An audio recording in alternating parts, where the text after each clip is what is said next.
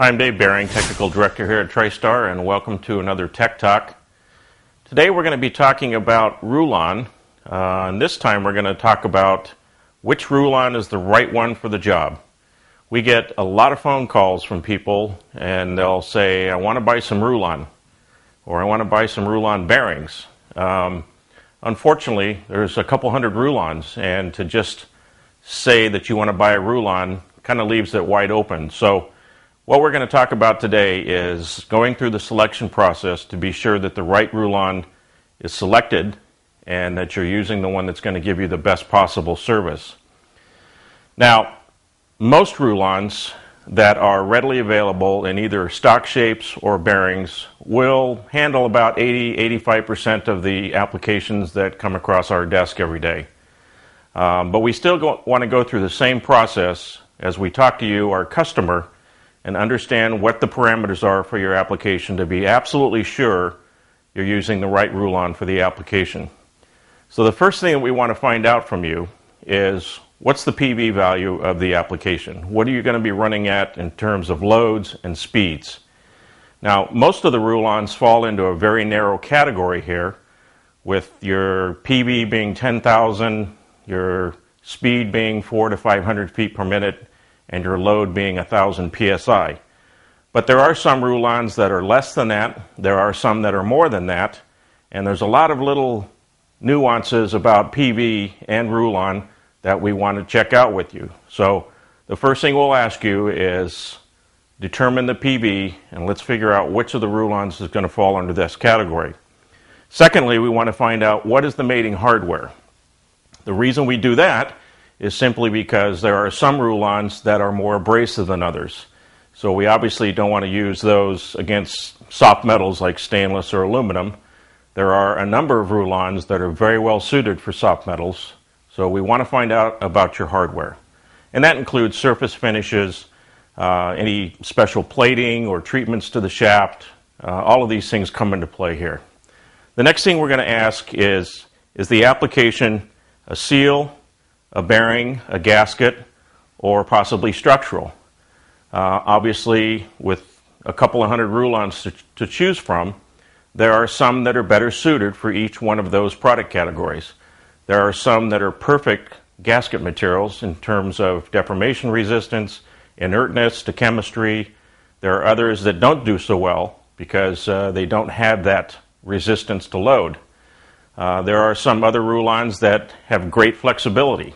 So for a flip seal or a sealing ring of some sort, they're very suitable for that application. So we want to know again what are the design application so that we can be sure that you're making the right choice. Next are agency approvals. Does your application require FDA? Does it require USDA, USP6? Are there other agency approvals, mil specs, things like that? Because there are a number of Rulons that fall into that category. There are several Rulons now that are classified as FDA compliant. There's one Rulon that's actually USP6 compliant. So again, part of the process, understand what approvals are necessary for the material to be sure that we're giving you something that will, in fact, meet those approval requirements. Next, friction. Now, Rulon, being a PTFE-based material, is going to have a low friction. But with the variety of fillers and the variety of percentages of fill, you will find that there are some Rulons that have much better friction characteristics right out of the box. Now, if you've heard any of my other discussions, you know that friction is relative to a lot of other things, loads and speeds and shaft conditions and a lot of other things.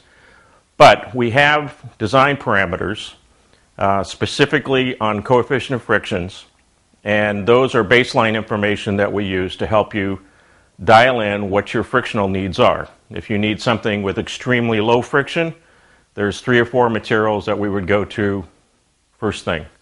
And then there are other materials that actually work better as a clutch.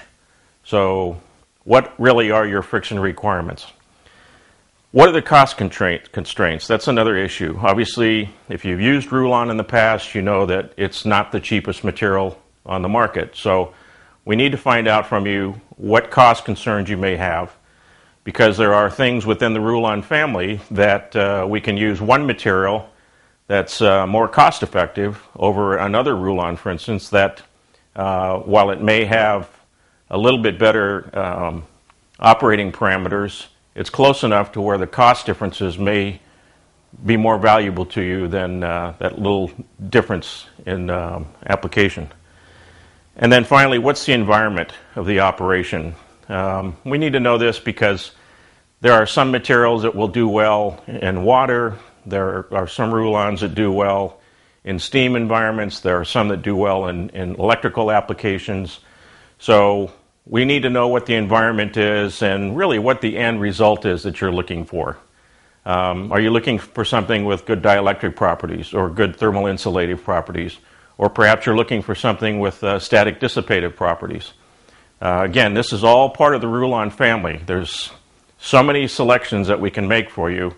That's why it's important for us to get all these parameters in front of you so that you can understand what the selection process is all about.